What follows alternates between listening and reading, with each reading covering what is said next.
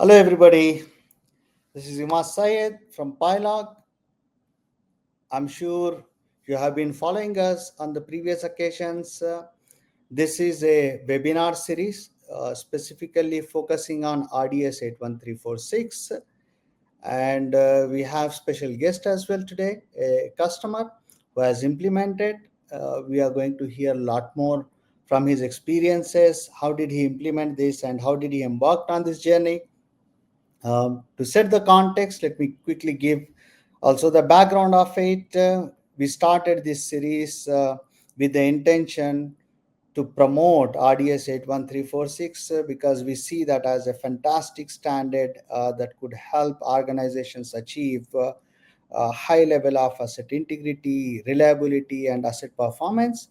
Um, However, there were other standards such as ISO 14224 as well. So in our last part, we have discussed about it, why both of them are important, and we would like to start with that context of it.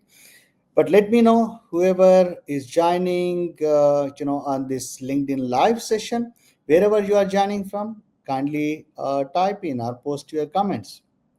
Uh, we will be glad to hear from you, and we would be glad to know your interest around this, and you can also ask some specific questions relevant to this webinar series. So let me invite on stage Anders. Anders, welcome back again. Thank you so much. Glad to be here, connecting from Sweden today in Stockholm.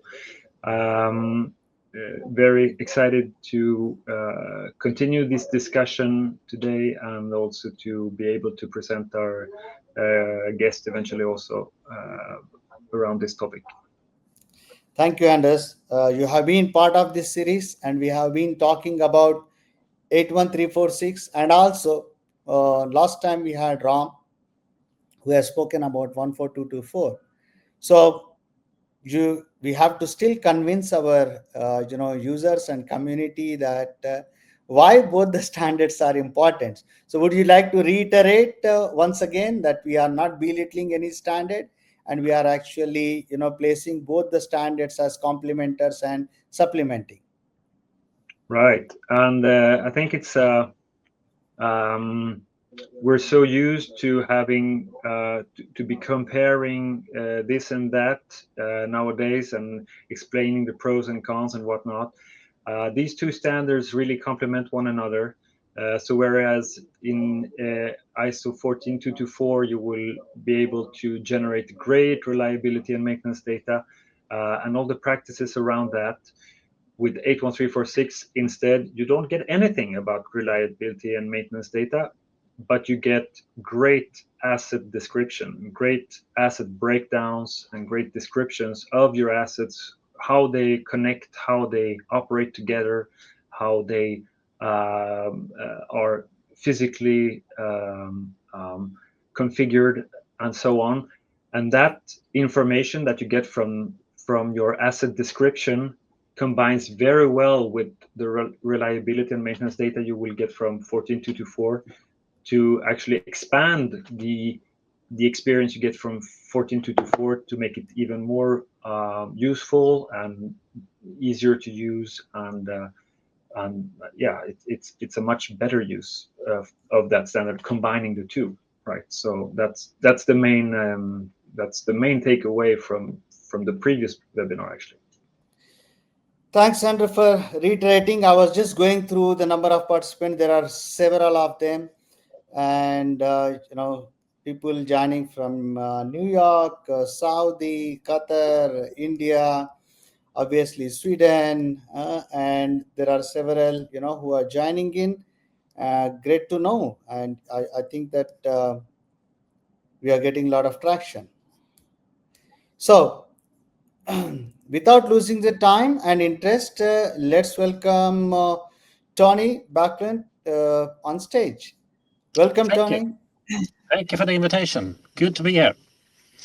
Now working at Uniper and in Sweden with the hydropower plants, and located Tony, middle of Sweden. Oh, okay, okay, that's great. That's great. And many a times, we had some examples of hydropower, and today we have the man who has actually turned this standard around into a practical implementation, and that's really great to have. And I see there are a lot of comments welcoming you, our guest today. Um, so, Tony, if you can kindly give a little bit of introduction of your professional profile and what's the work that you were, entrusted with Unipower. Yeah. As I said, Torgny Backlund, located in Sweden, working with the hydro business for more than 40 years in different positions. And Wow. I have been working as a contractor, have working as an owner and contract manager. I have different knowledge regarding the power plants. And today I'm working with Uniper. And Uniper is a German company owned by the German state. And like I said, I was located in the middle of Sweden. So maybe you can upload, yes, the picture. Maybe we take the next one. Like I said, this is a German company, and the owner is the state of Germany. And Uniper also have production in Sweden, and I'm working with the hydro, and we are 170 employees around that. We have 8 terawatt hours hydro business, and my focus is most the hydro business, and we are maintaining 74 hydropower plants. Wow. This is more or less an overview. So we have the biggest power plant in the north, and we have a little bit smaller power plants in South Sweden. So it's a long country. Yeah. You take the next picture. And the start of this was how to do it. We need to also to understand what business we have today. So we have both insourcing and outsourcing of the maintenance. So we have outsourcing of the maintenance activity in South Sweden and insourcing. And we have also today a case management system. And we need for the future and have a CMS system. So it was important to mapping what we're doing today. We have also distance between the maintenance groups, so it's not so easy to implement something. So we need to have everybody on board the boats.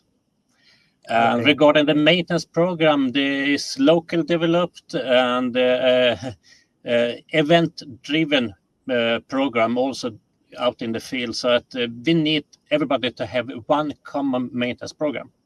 We have today an asset register, of course, but it's really on a high level, and also, of course, local developed. So most of that full of economical figure due to be full of the local maintenance and the case management system. And we have also different language regarding the maintenance. So we just even not the same language as Sweden, but we have the different maintenance terminology. So we need to also to understand each other.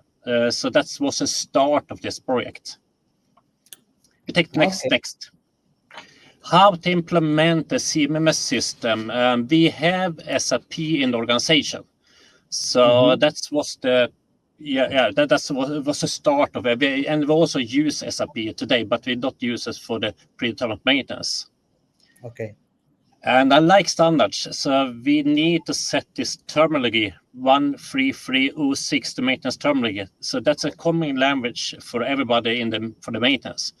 That's have been really good, and then this is also my experience from my path. So that I really like the same common language. That's a huge step. I see. And we collect all the local data regarding the predetermined maintenance we have in the sites, and we add it to one big file, so we have common understand also one program with all the legal requirements. To fulfill this in the CMS system, we need an asset register. Like I said before, we have this high level register, but we need something else. So that's the next slide. We take a decision to build on a standard. I believe on standard. Otherwise, you have so lot to do if you should develop something by your own. But we take a decision to go for 81346. to succeed and have a one common register. But we make from my point of view, a limitation. So we're getting in the first step of this asset register in Sweden, the limitation for the predetermined maintenance program. And we also use the product aspect. And why did we use the product aspect? Very often out in Hydro, we discuss a function and also product. So it's not that clear to us. So we go in between products and functions, but we cannot maintain a function. So that we decide to go with the product aspect. Okay. How to succeed with this work? We have a really small working group to work with the power plants and set up the register. And then we use a reference team to achieve what we have done. And then we go to steer code to take a decision on this work and the limitations of the predetermined maintenance. So let me ask you here, Tony, that how difficult the decision was for you to make towards ISO 81346. Was it a difficult decision, or you had really a differentiating factors and you were aware of all the benefits of 81346? If you look at the market from my point of view, this is the only decision we can take. We have also the KKS coding, but I think that's also not a decision to us because 81346 is the next asset register. So that was really easy. The more difficult was to take the product aspect. Okay. But I think still the product aspect was the best for us. Because we don't maintain, like I said, the function. We maintain the product for the predetermined maintenance program. Yeah. So let me just reiterate here for all our audience that see 81346 has got three different aspects: function, location, and product. And in case of Uniper, they have emphasized more on a product aspect, and that's also one of the ways that you can approach 81346. Yep. Please carry on. Yeah. Okay, how should it work in the future? I think this governance organization regarding this RDS is really, really important. Otherwise, because this what I'm running today is just a project. We have to leave this to somebody in the organization in the future. So this is a key success factor to have this governance organization. And for the moment, we're working with that, but we're not in goal with it yet, but we're working with it. Okay. Next slide, please. This is an example. We have 74 hydropower plants in Sweden, and this is an example how it can look like in SAP. And for our point, I think this will fit to us and will for the predetermined maintenance. And to succeed, I think we should be in a high level so we don't take all of the detail. Otherwise, we will be struggling in the detail. So we just stop with the limitation of the predetermined maintenance program. So from my point of view, it's really important to don't take too many details.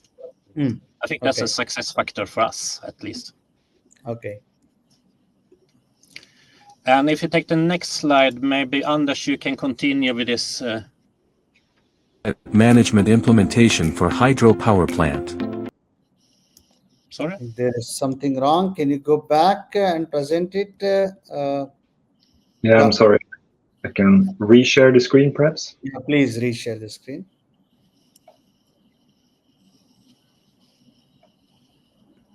There we go. And just to reiterate on this, as you said, you have in less than a year actually deployed this RDS to more than 50 stations, right? 74 stations. 74 already, yeah. So that was very quickly done. It's less than a year, right? Yeah. So congratulations on that. Thank you. Well done. So yeah, but the building blocks for this was actually a reference designation guide made specifically for you, but based on the standard. So selecting the relevant part of the standard, adding your own principles and guides and requirements, compiling that to one Uniper specific RDS guide. So that is how it was kind of designed. And within this guide, we said, well, let's not bother too much about the functional and the locational breakdowns and so on. At this moment in time, for the purpose that needs to be served, being enabling predetermined maintenance, we will stick only to the product aspect and develop from that. So this enables you to move into the future at some point, but for the time being, you can work with what brings you value right now, and for your implementation in ECC, to be clear. Also, I mean the implementation you can do today is in ECC. Yep. Okay. Also, you know, a lot of time you are confronted with the complexity of 81346, adding all of these aspects and potential viewpoints, raising the question of how do you manage a lot of aliases, a lot of various names for one single item. How can you navigate that? How can you manage that? And this is the concerns around this are raised as a problem or a deal breaker, so to some extent. And I think one of the key moments we had together, Torgny, was when we looked at this picture, and you also realized that, well, we already have that. We already have a lot of aliases for all our assets. And because of the history, especially in hydropower, when you have assets that are like several decades, if not hundreds of years old, you will have a long history of maintenance and rebuilds and whatnot. So you will have a variety of aliases and tags throughout the history with various naming philosophies. So this is already a reality. This is not something new that RDS will bring. You need to actually be able to manage all of these aliases. Talked about that in the first webinar, but and this is one of the challenges that can also be addressed through the PiLog software. So that is also something that is not such a big deal actually, but it's one of those things that kind of makes it seem harder than it actually is. Yeah. So let's emphasize that if you have multiple designations, referring the same thing in an old nomenclature, compared to the new nomenclature naming convention, you could manage that as part of ISO 81346 or RDS 81346. So you don't have to really worry about that. It can be managed. Multiple designations can be managed. Multiple naming conventions can be managed within the RDS 81346. So I was just emphasizing that. And let me just ask this, Anders and to Torgny, that how was your journey? I mean, how did you started on this particular journey? I mean, do you had to enable people, or you had to, understand the methodology? You had to put down maybe a blueprint. How did you started with this? We started, like I said before, with this really small working group. When we have taken the decision in organization about this standard, then we start with really, really small working group to achieve what we will have in the future in the company. And when we make that, then we have the project organization to discuss it wider in the organization. And then we take the decision as steerco So the next step also, when we will address the predetermined maintenance program, then we will have also an education to all of the people. What does this mean to us regarding the RDS and the asset register? So that's the next step for us. Then we have that on the next picture. This is. We need also to have, from my point of view, the process is really important. So we have the common way of working in the maintenance. And how should we work with this asset register? We have to explain it and leave that to, or give that to the organization. Otherwise, we will fail in the future. That we don't have a proper asset register. So the process is really, really important to me. We also working with the upgrade of SAP to S4. So that's the next step also. It's a big step for us. And this is according to some years for the now and for the future. We have also to have this for all of the organization. What does this mean to us? And RDS, this asset registers, is really important. Otherwise, will we have more boats in the sea? I hope everybody will be on the same boat with the sunset and everything. So that's a really nice picture in the future. That's I hope we will achieve in the future. Yeah. So let me just ask you another question. I'm curious about what was the task of that small working group? What is that you were aiming at? We have built this, how this standard is really huge. And we have to adapt. What does it mean to Uniper and Hydro Sweden? So we have created guidelines, how we should integrate this standard to us. What does it mean to us? And that's really important. Otherwise, we will not understand it. So we have done this standard, this guideline to us. And that's, I think, otherwise we have not succeeded either. So we need these templates from the standard. Okay. And let me ask another question. How helpful was the TCG's knowledge and enablement, for you and your team? Anders is smiling now. It's really important because TCG and Anders, special, they know the standard. And I have been working with KKS before, but this was a total different for me at least. That TCG is really important. If I should start it again, you need a good person to help you with the implementation. Otherwise, it will take a longer time. So I think there's a lot of this time saving to use TCG. Thank you, Tony. So, audience, whoever is listening in, don't embark on this journey all alone. Look out for us. TCG is always there. Anders with his team and Harold and with his team, they will always be able to enable you, accelerate the adoption of this ISO 81346. Okay, so where do you foresee this standard, going in the next 2 to 3 years?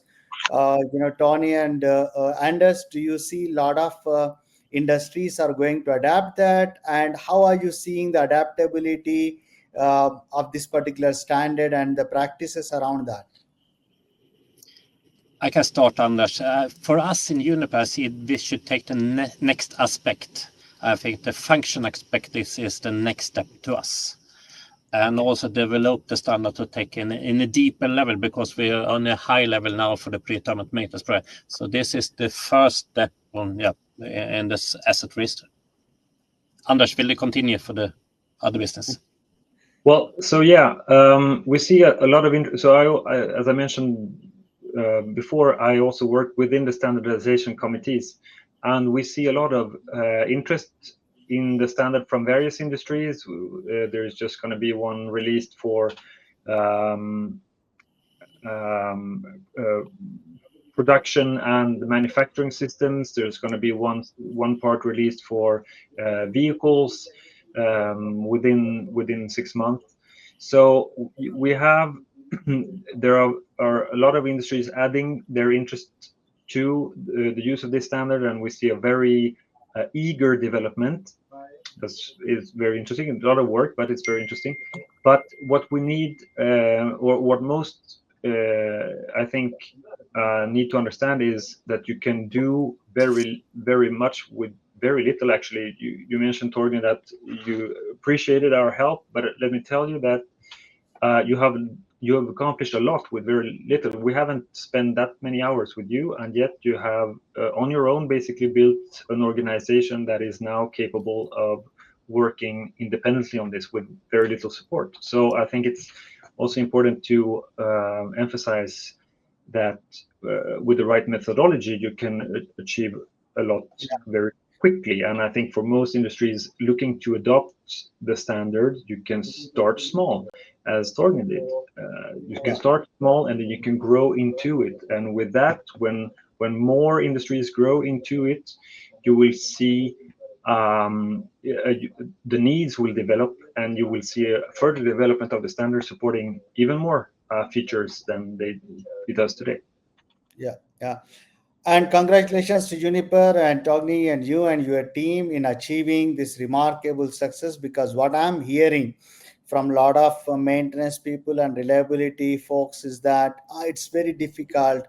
How can we start? Why should we go? Maybe shall we wait? These kind of things. And you are actually setting up this story saying that don't wait, start small, even if it is with product aspect, start with that. Later on, you can actually expand it, but at least start, and then you can roll it out, and you would have early success towards that. And congratulations to TCG, Anders, and your team, for enabling and bringing this standard into practice. So moving on, are there any further slides that you would like to add, Tony? Please continue. Okay, so moving forward, what we would like to showcase today is that how can you actually create all these kind of RDS structures in a tool. So there's a video that we would be playing, and we will talk about that as we move forward. But let's just play this video.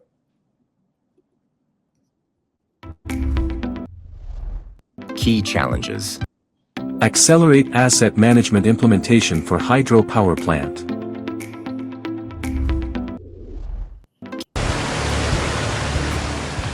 Far from civilization, deep in a remote valley surrounded by rugged terrain, stands a solitary hydropower plant. In a control room many miles away from the site, an operator suddenly notices an alert flashing on the HMI screen. The temperature sensors on the stator of Unit 2 are showing elevated readings.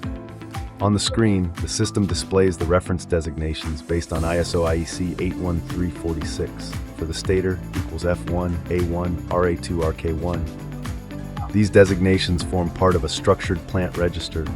Welcome to a demonstration of the Data Quality and Governance Suite. After successfully logging in, we access the core functionality of the platform, navigating to the Content Manager. We now proceed to import the structured asset data for hydropower plant.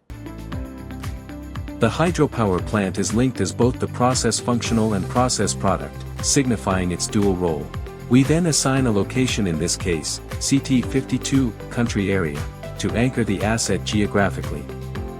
Now, we build the functional breakdown.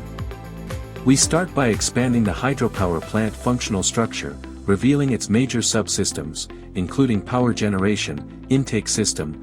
Next, we delve deeper into the power generation component. We expand Unit 1 to view its systems, such as the hydraulic system, cooling water system, leak water system, and other critical mechanical and electrical measurement points, as well as the generator itself.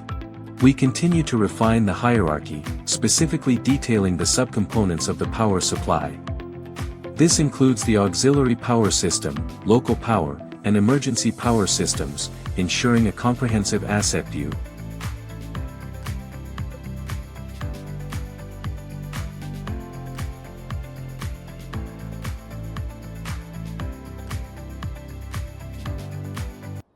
Anders, here, would you like to explain something? Also, what we're seeing here is an 81346 breakdown. Well, rather, it's a breakdown of a plant according to several breakdown structures. In this case, functional product is what we're seeing currently. And the breakdown is made up from the coding, from the systemation that is made with 8.346. So the way you will break down your assets in 8.346 can translate into these hierarchical trees that enable you to view your assets in a both detailed and comprehensive way at the same time, right? So that's really the key takeaway here. You can go as detailed or as high level as you need. Your business needs can dictate your implementation. So if you don't need the details, well, don't bother getting them. But if you need them, we can support those as well. So that's one of the main advantages, I would say, that with this standard, it has no fixed levels. Okay. But then obviously you can move on to adding product data of all sorts, and this with this content manager, you can make sure that you can actually populate your asset registry. So, Anders, one question. Many people are using now Excel spreadsheets for managing this kind of data and building the RDS structures. So what you're saying is that the tool that we are seeing here as part of the demonstration, combined from PiLog and TCG, this is actually going to accelerate. And if anybody would like to scale up, this is the tool. That's what we are saying here. Absolutely, and remember the picture we looked at from Torgny's presentation, where you had all these aliases. Well, trying to manage all these aliases without a proper tool is a nightmare. So with the tool, you can I would say it's just not a matter of acceleration. It's a matter of actually doing it, but of course also accelerating it. Yes, for sure. Yeah. Okay. We choose to proceed based on functional location data. The system now presents the functional hierarchy ready for integration. We see the fully structured hierarchy, from the main hydropower plant down to individual components. Clicking the asset reveals its details in the flock search view, including its description, creation dates, and ERP status. Welcome to SAP S/4HANA.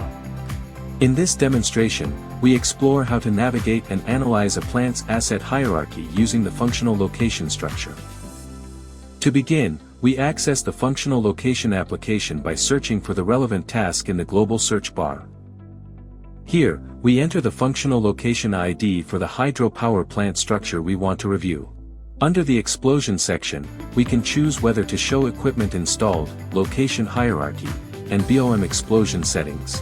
Once the parameters are set, we execute the structure display. SAP now loads the functional location structure, presenting a complete hierarchy of all assets.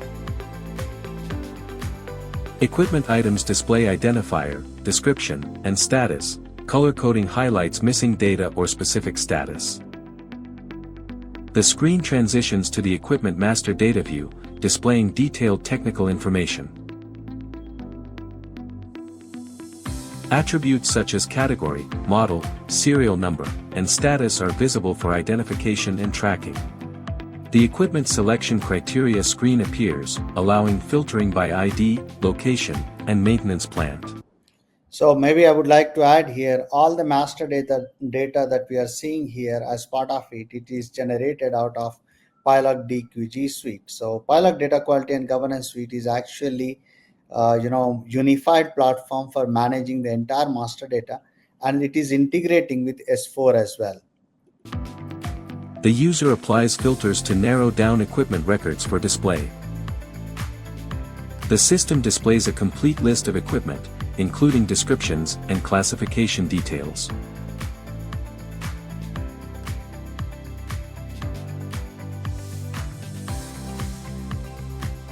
Introducing a structured system built on reference designation libraries, ensuring clear and consistent asset classification across the entire operation. We see standardized asset layouts, where each component is tagged. So would you like to explain this, Anders, that how this is replicated as a reference library? So Yeah. So what we have here is a library of a breakdown that can be used to map your current setup and make sure you can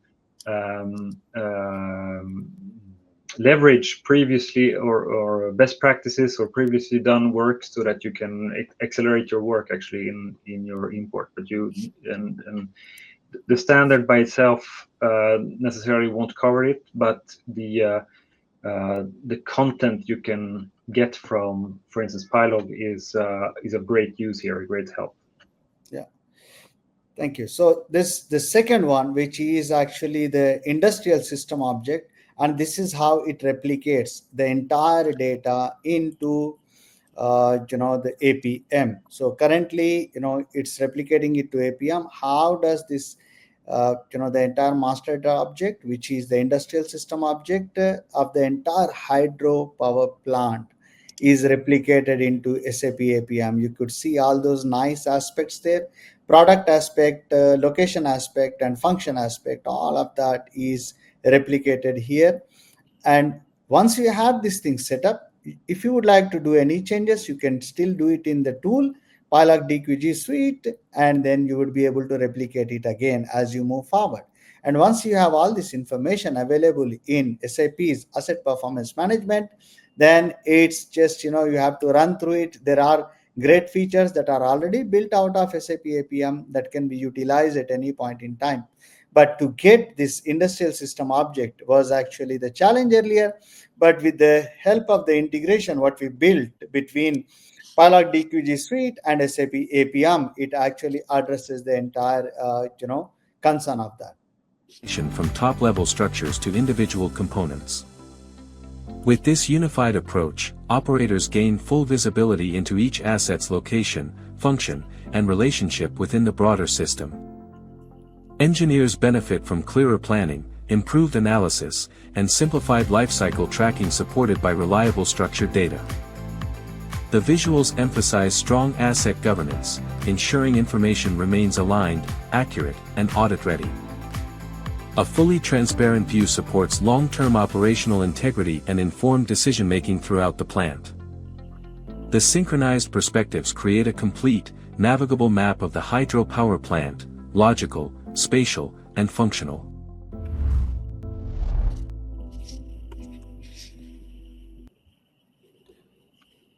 So, Tony and Anders, after watching this video and the features that it has, so how do you see what quantification of acceleration this tool can bring to the practice? What is your view? Let's start with Tony and then maybe Anders.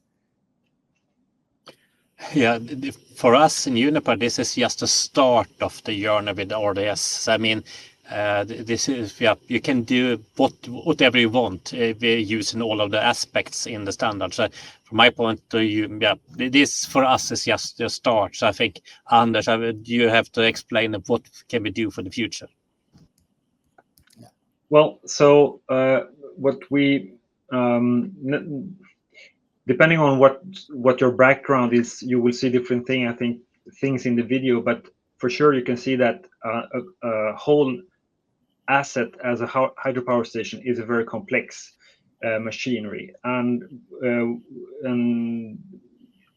yet with very little effort, you can manage to describe this complexity in very simple strings. But the strings, which are the RDS codes, by themselves are not natural to visualize, and the tools will enable you to visualize the relationships in a way that makes a lot of sense. So it will give you as a user a great perspective on your assets. So that's one thing, and I think that's one of the, at the early stages of adopting RDS, that's one very key advantage. You will get this kind of visual feedback on your assets configurations. But secondly, what you will get is within the strings are embedded a lot of logics that you can have machines interpret. And then I mean, let's be honest, nobody knows where this machine learning will take us, but we can foresee a lot of potential benefits from having machines analyze the data, and these the relationships embedded within the RDS strings will already point the machines to learning from the right places, and start with the connections that we already know. And I think that's we can see both the human and the machine learning side of this moving forward is very exciting. Yeah, because what I'm seeing is that it's a great way to capture it, link it, optimize it, and get it validated as per RDS 81346, all the rules. So you don't have to revalidate it, because everything that you are seeing as link, mapping, all of that is validated. And once it is validated, with a click of a button, it is replicated into SAP environment. So I'm really looking forward for this tool to be adopted by several of people around the globe, so that we all can see the quicker adoption of it. But if I may ask you, what is the one takeaway, Torgny, from the RDS 81346 in the life of Uniper, if I have to ask you that? Take it again, the question. Sorry. Yeah, I didn't hear you. Sorry, take it again. no, I said that what is the one benefit that you see, or what is the takeaway for the audience, from an Uniper perspective for ISO 81346 adoption? I think the structure and the way of working is really important. How to structure these different aspects, and the choice of the product is to understand it. Understand also what we were showing in the video before. So if you collect every have these all aspects, you build a complete asset tree. So I think that's really important to the business in the future. That I'll take with me. Yeah. And as I think, for our audience, is that if anybody is struggling with this, if anybody would like to embark on this journey, they can reach out to us, and then maybe we can, guide them, enable them, empower them, build this entire structure of their plants, or of their utilities using RDS 81346. So any last statements from your side, Anders, before we close this? Well, with the risk of repeating myself, start small. It works, so just do it. I mean, it's not that hard. It's not as hard as you think, actually, and with the right tools, especially coming out, it's easier than ever. So yeah, just get started. Thanks, Anders. Thanks, Torgny. It was pleasure talking to you. And I'm sure there will be many people looking out for your advice and guidance. When they reach out to you, probably you will share your experiences with them. But thank you once again. Okay. And probably we'll have another one whenever we would like to deep dive with you, learning from your experiences. Thank you, Tony. And thank you, Anders. Thank you so much. And have a great day and great week, everyone. Thank you. Thank you, audience, for joining in, spending some time. If you would like to see the previous versions of the webinars, it's already included as part of the comments. You can navigate through that and learn more. And don't struggle alone. Reach out to us. We'll be able to help you and guide you in the right direction. Thank you.